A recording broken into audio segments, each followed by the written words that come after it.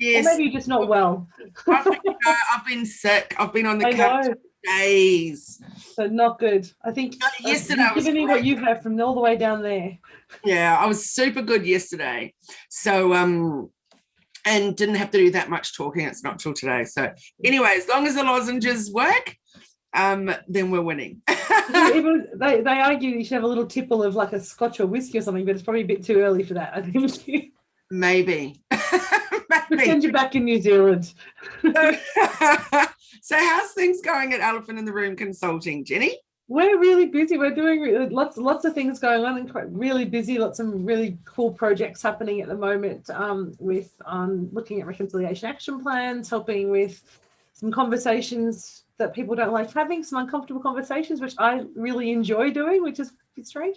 And of course, coaching programs. So our Business Owners Mastermind starts again. Our next program is starting in July. So we have 2 new people joining our program, and we're looking for 3 more to come and join the tribe and join us in September. So I'm very excited. It's going to be a big couple of months. Oh, that's so awesome. I love end of financial year.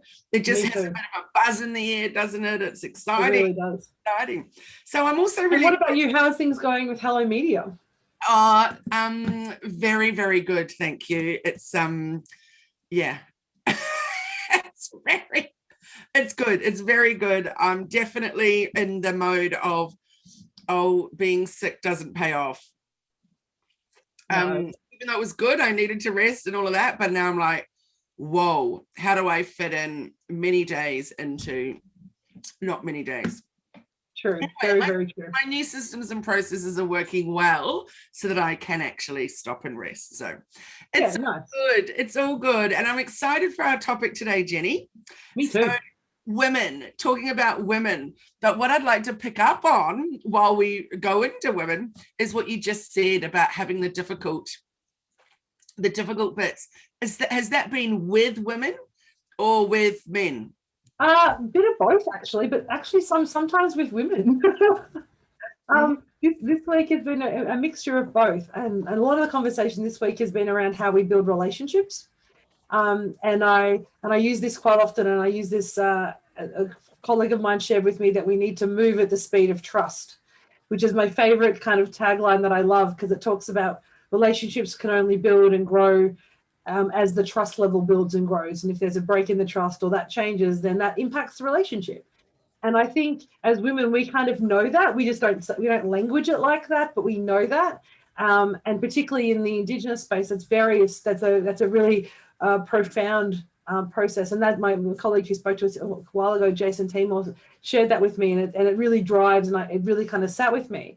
And I think that conversation has, whenever I'm talking to anybody now, I'm like, okay, where are we at on that in that position? Because that helps me understand how to have those conversations and how to let other people have those conversations. Gosh, it's an interesting one, isn't it? It all boils down to trust. And I think I was going to bring up today about how for women it's so often around, does it feel right? Is it, are we, whether you want to call it intuition or whatever you want to call it, we often base things on, does it feel right? Does it sit right? Etc. And so as soon as you were just mentioning that about trust, and I thought that's exactly what that all boils down to. Does it feel right? Because do I feel like I can trust that person? Yeah, and I think, and maybe it's a strange thing. It's 2 women talking about this, so maybe we're 2 a very small pool or a very large pool. But for us, I think building trust and owning trust as a woman is how we kind of live our lives anyway. At least for me, it is. And so, and maybe that's linked back to that kind of emotional or heart-centered kind of values-driven model, and that's not exclusive to women, of course.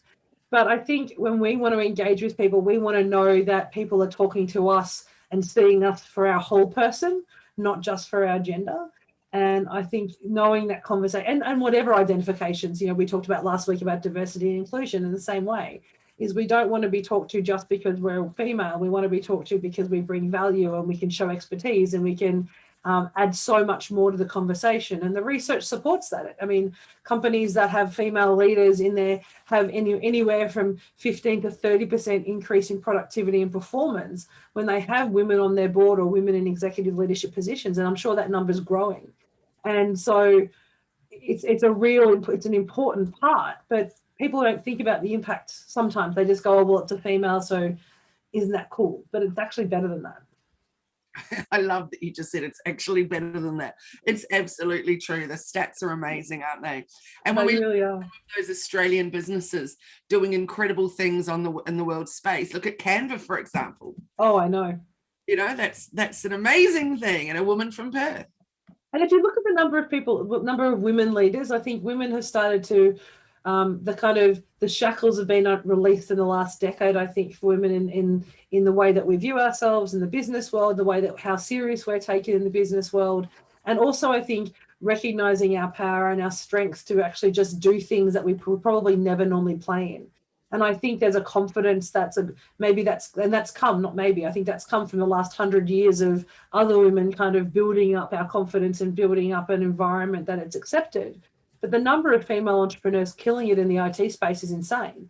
Like you mentioned Canva, but there are so many other not just Indigenous business, but women-led businesses who are, doing amazing innovations and taking, using old technology and reworking them into new technology and creating new technology. But we don't really talk about those. We still talk about, Mark Zuckerberg and we still talk about Elon Musk, and we don't really think about and talk a lot about the female leaders who are doing those amazing work. Absolutely. Indeed, that is so true. And you just mentioned something there about the women before, and I thought, crikey, it's a really important time to pay our respects and acknowledge how far we've come. Oh, I think it is. Our own mother's time, how different were things. And so how do you see this with when it comes to women and how women are perceived in business? I mean, you've been in business for a long time. You've had a number of businesses, online businesses, and with Hello Media. How have you seen the market change in the way that people are relating to you and engaging with you in the business world? Well, many years ago, I was told not to be friends in business. So that it's really important to keep people at their arm's length, that you need to, to be professional, you need to not be friends. Yeah. Friendly, but not be friends. So I decided that was never going to work for me. That's not my style. That's not my way of being. And I was not going to really do very well in business, would I, if I couldn't be true to who I am? No, definitely not. I definitely decide whether it was, in an e-commerce business and I'm at a trade show and I'm meeting people, male shop owners, et cetera, and often it would be women would own the smaller shops, but often I found it was men owning the bigger ones. Yeah.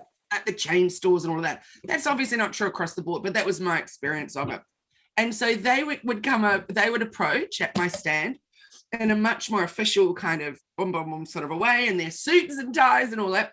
The ladies would cruise through in much more comfortable outfits with more sensible shoes because they were going to be walking concrete all day long for many days. And it's like, wow, it's very interesting. The way they would approach you would be, want to have a chat about your products as opposed to, right, what kind of deals can we do?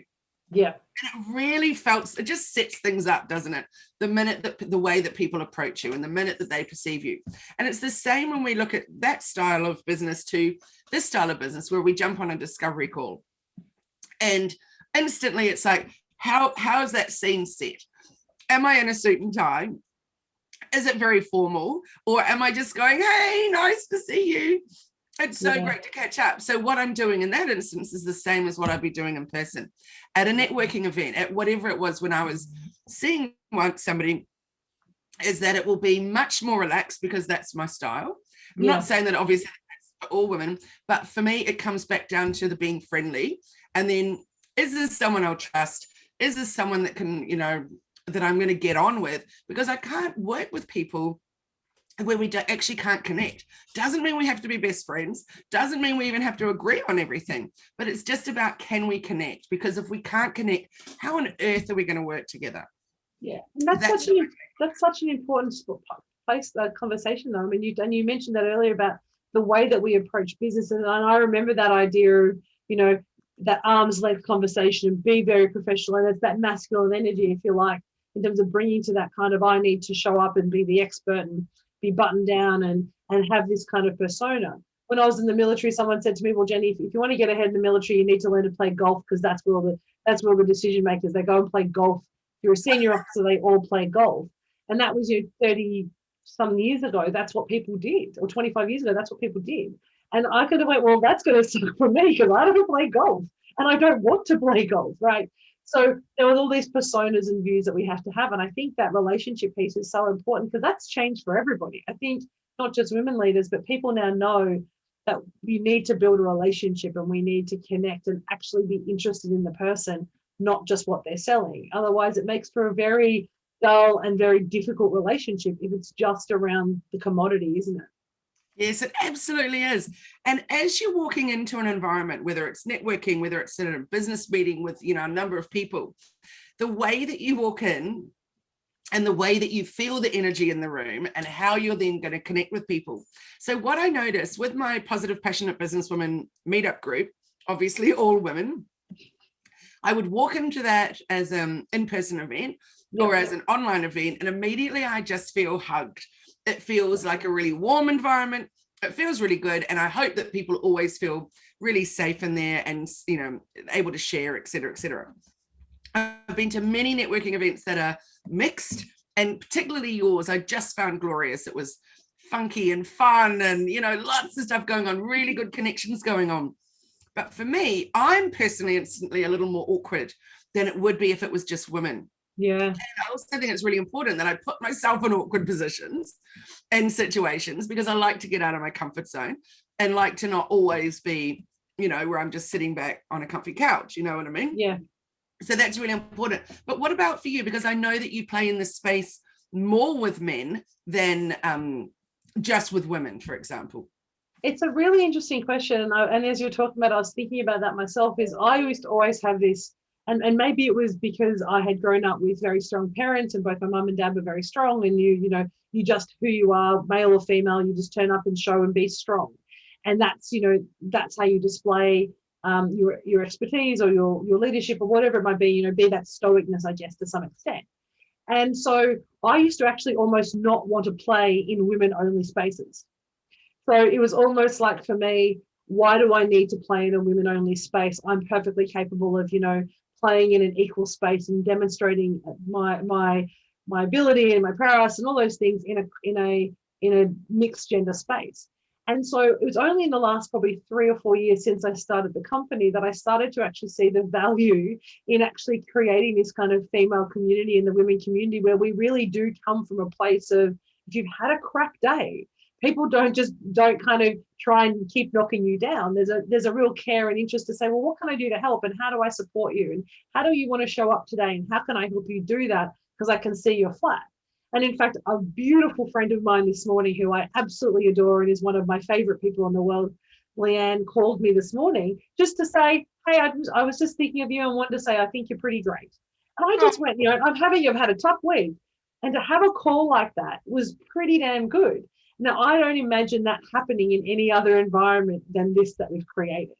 And so being able to share that and experience that and be okay with us having that vulnerability, I think, is what I've really lent into and enjoyed. And it's made me a better business owner. It's made me a better human, I think, to be honest. But it also has given me new connections and new perspectives that I'd never really thought about. And so when it comes to running my networking events and with People Purpose Profit, for us, it's very much about a heart-led business.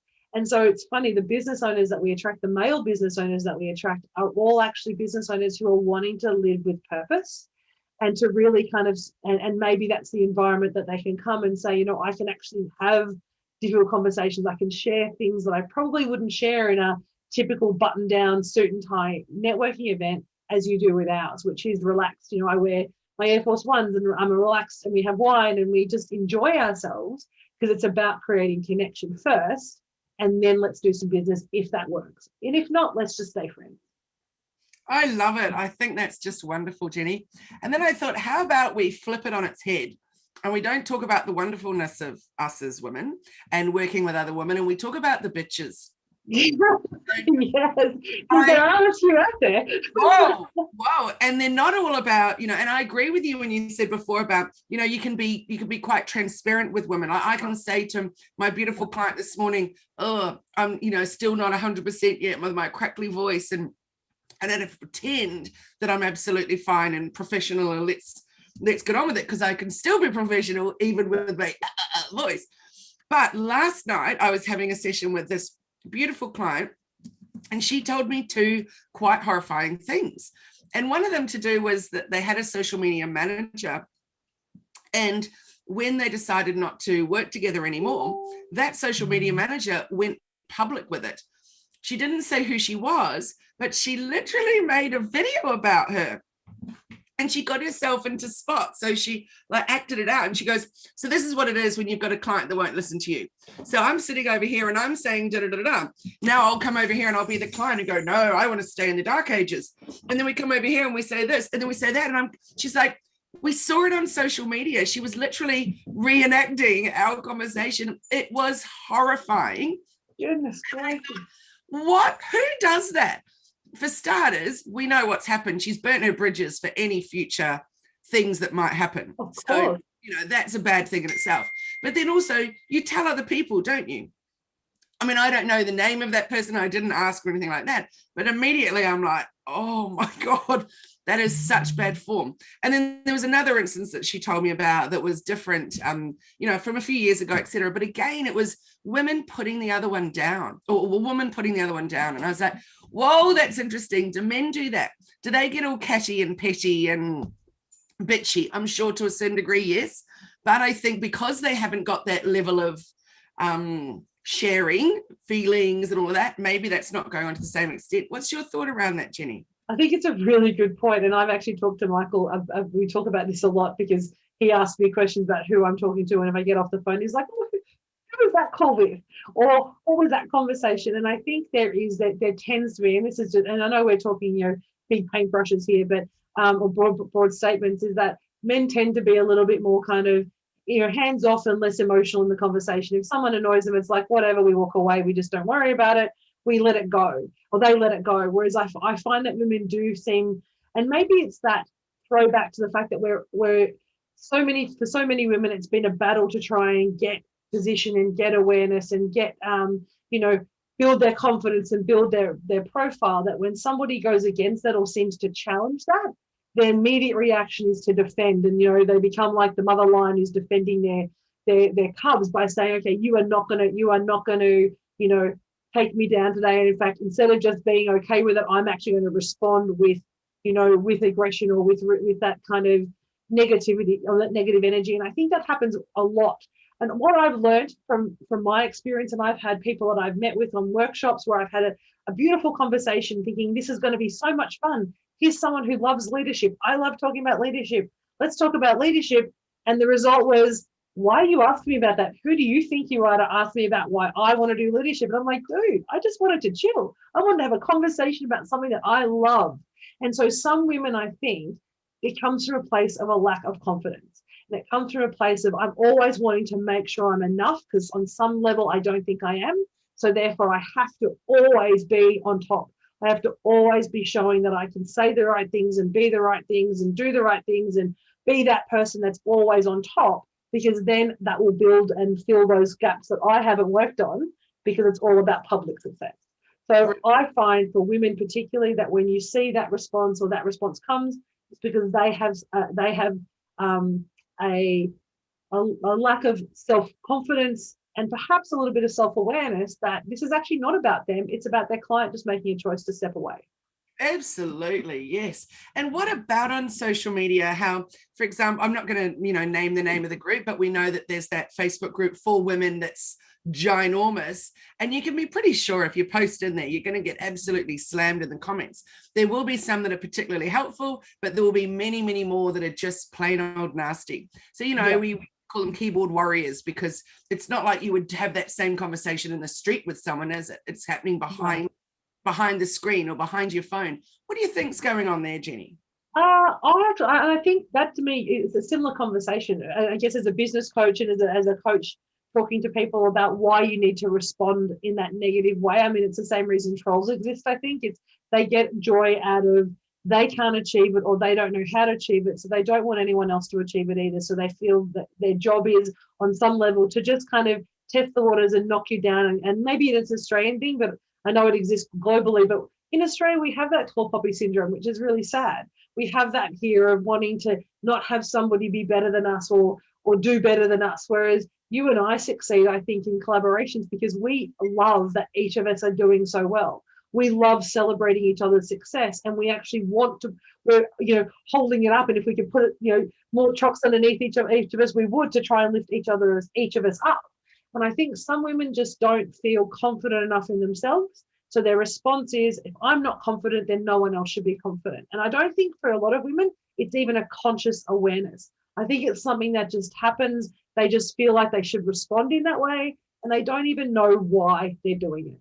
I agree. And I think the problem with social media comments is that it's so instant that you haven't even taken the moment to pause, think, consider how's it going to affect that person. In fact, is what I'm writing even how it's going to be perceived? Oh, 100%. It's the knee-jerk response. It's the kind of, you're standing with somebody and someone says something to you and all you see is red, and you've only heard 3 of the words, not the whole conversation, and the context is lost, and then the communication breaks down, and then you're like, okay, there's nothing, there's no coming back from those kind of conversations in a face-to-face. And to some extent, I think people forget that it has the same emotional response. But if you're looking at someone, there's a natural pause to be like, do I need to yell at you right now? Do I need to kind of, say something nasty, or should I just be like, I'm not happy with it and walk away? And I agree that there are some women who feel like it's their responsibility to make sure other women know where they sit in the pecking order or the space. And that again comes back to that sometimes an unconscious position of, I don't want to be the one left behind. I want to be up there with you, and you're a bit higher than me, or you're a bit further along than me. So, and I guess it's an interesting conversation, because I had something with somebody recently, which I think was a conversation last week, also reaffirmed it, when we were saying, when you see someone, a female or someone wearing clothes that we go, oh, that's an interesting choice, and they go, and they're really comfortable, that our response of that's an interesting choice, whether or not it is, comes from a place of us going, well, I couldn't do that. That doesn't align with my values, or maybe that's not appropriate, but that's a judgment that I'm making really about myself, not about them. But it comes out as something about the other person. And I think in all these comments, if we stopped and said, what does this say about me in me saying that? Maybe do I really want to continue with that conversation? Such a good one, Jenni. My brother and I both often talk about judging, because my mother's a judge, of dance judge, and my grandmother was a speech and drama judge. So we're like, see, it's not our genetics. It's not our fault that we're so judgy. But then luckily my niece said, maybe we could say less about the judgy, and it's more about analyzing to help. So we're trying to analyzing to help. Well, I think in some respects, it's a beautiful point, because I think some women who go online and give their 2 cents worth in a comment, in some respects think that they're doing the right thing. This person needs to know my information. They need to know what I'm saying, and they need to know my opinion because they've asked for it. So therefore, I'm going to give it to them. Yeah. And to me, it goes back to the idea that you and I have the same conversations with our clients to say, well, what are you trying to say with that comment? What's the purpose or the intention of the comment? And is that a comment that needs to be public, or is that just a DM or a private message where you say, hey, I just saw your post, just thought you might want to note X, Y, Z. And you could do that as a private conversation if you really wanted to give feedback. That's how you would do that. But if you're doing it on a public page, it's to make a clear statement and to actually, either cut them down or try and increase your position in that discussion by putting something controversial in. Yeah, absolutely. Yeah. So let's talk about the other icky part of it, of women, which is about money. So why is it, do you feel, that we're still earning less, that we're still asking for less, particularly in those top jobs? Yeah, it's a really, really great question. And I just had this conversation with a potential client this morning. I put a job position quote in for some work coming, and I got a call back saying, hey, we've had to get a couple of quotes, and your quote is double the price of the other person. I said, okay, well, I can't do it for that price, and I'm not going to do it for that price. And they're like, no, we know you won't, and we know you shouldn't. We just need to find a balance. And it was an interesting conversation from my perspective, is because I think so many women feel that they do undervalue themselves because of the narrative that's existed for many years. We're about saying, well, I haven't got as much experience, or I've been out of the workforce with kids, and so what can I possibly offer? And I think we still have this underlying, almost generational kind of feeling that we're not quite right. We don't know that it's existing. The subconscious belief structure around what we're worth. Whereas I've come through, and you and I have both had this conversation regularly about, I know what my value is as a coach. I know what my value as a consultant, and I know the outcomes people get when we work together. So therefore, I'm going to value myself at that position, and through demonstration and through the delivery of my work, people will recognize that's the value. And I think when we start to make that connection with what am I giving you as in delivery of my service in an executive role, what is the revenue you're making, what's the success in the culture, all those things. When we start to make that connection between what we do as a human in a role in an executive and the outcomes of the company, that will allow women to then sit there and go, okay, well, actually, this is what I'm worth, so that's what you need to start paying me.